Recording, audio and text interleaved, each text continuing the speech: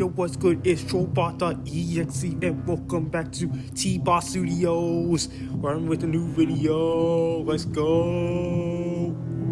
And today, I will be reviewing the anime Six God combination, God Mars, from 1981. This anime was created by TMS, the people responsible for such titles as Lupin the Third.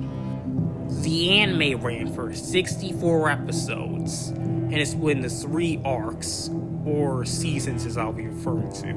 Season 1 being the Gishin arc, Season 2 the Marmello or Quint Star arc, and Season 3 the Earth arc. Today I'll only be looking at Season 1. As of now, TMS is currently uploading Season 3 onto YouTube, with its 3rd episode having just come out at the time of recording this.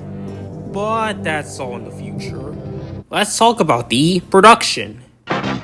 So, God Mars was based on the manga Mars by Mitsutaro Yokoyama.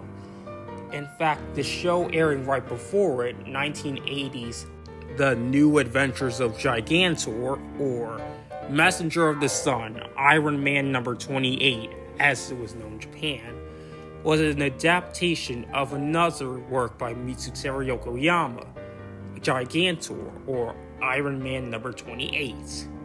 But because Mars' story was so dark, the ending was changed, and with Yokoyama's consent, every character was changed. Such changes include, instead of Gaia fighting the 6 gods, Gaia fuses with the other gods.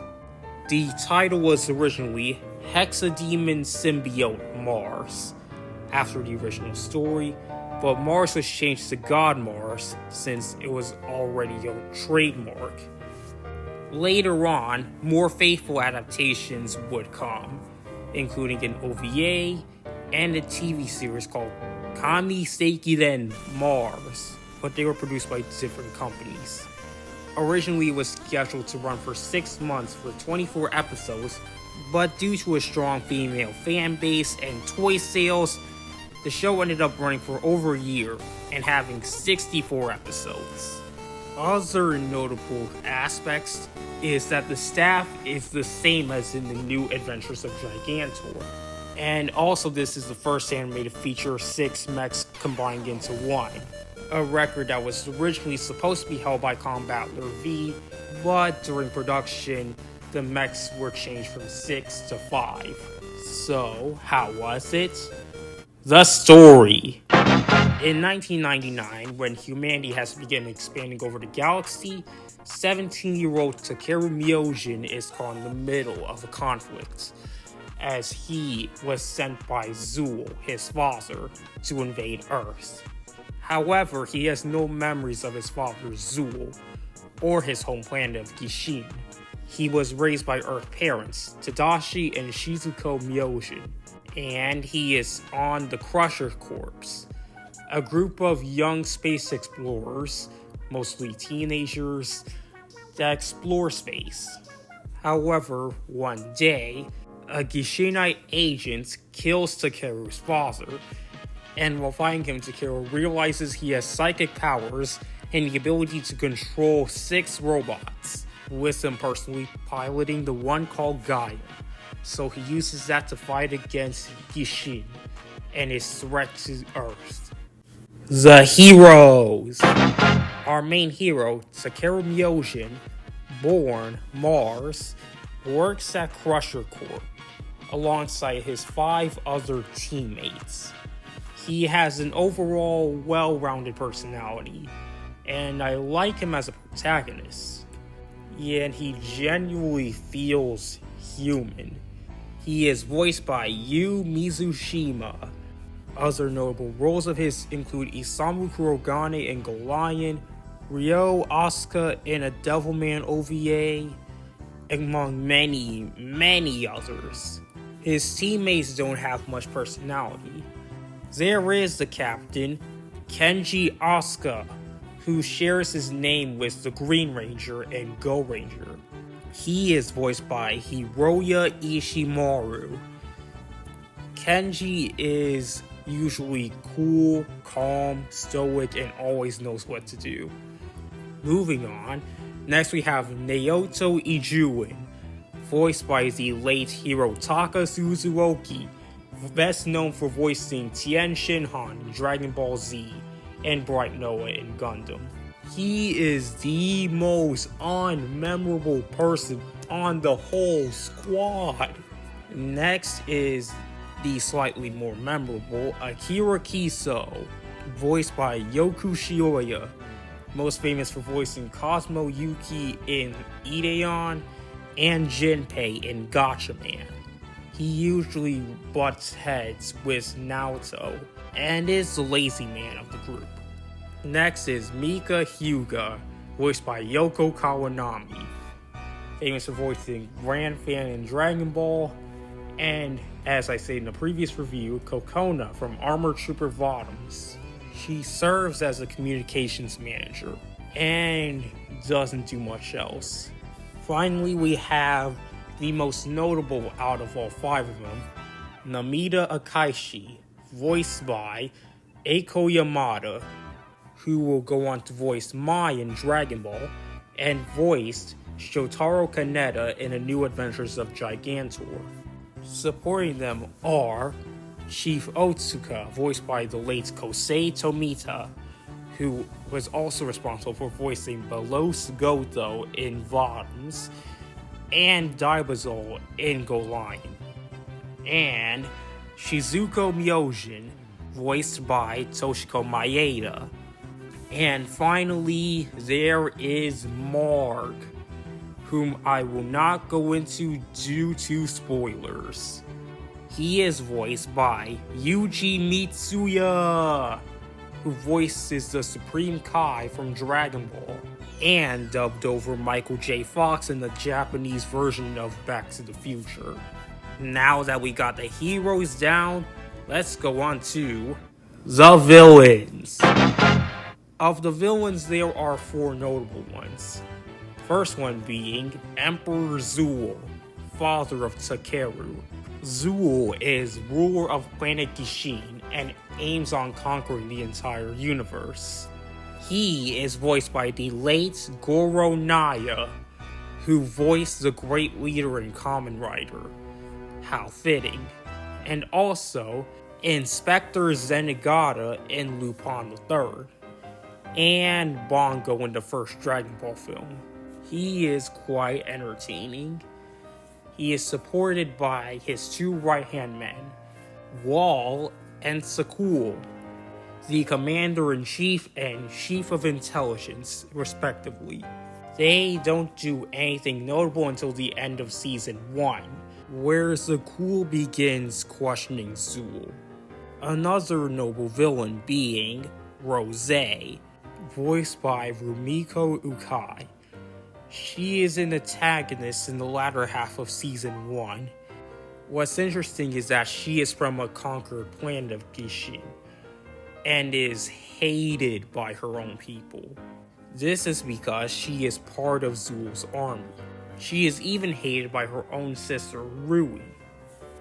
So, that's interesting. Now, let's move on to the episodes.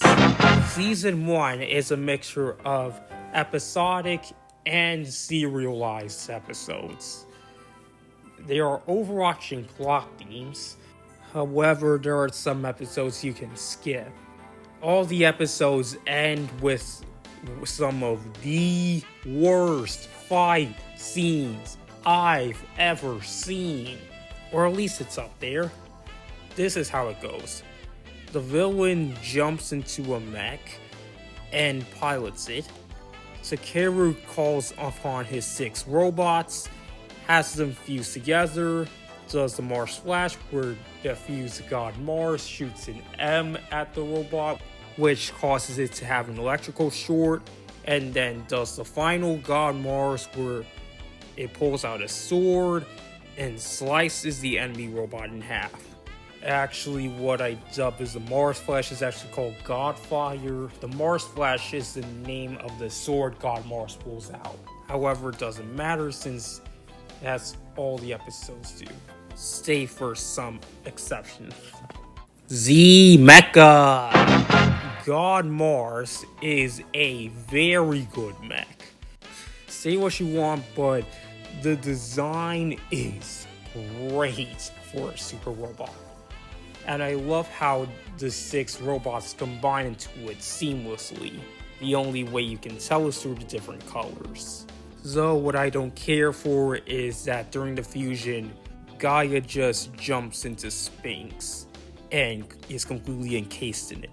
Besides that, the robot is very well designed, and I can see how it's sold so well.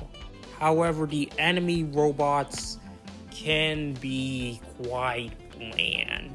They are simply called Battle Mecha, and there is not much I can say about them, but they seem to amplify the user's psychic abilities.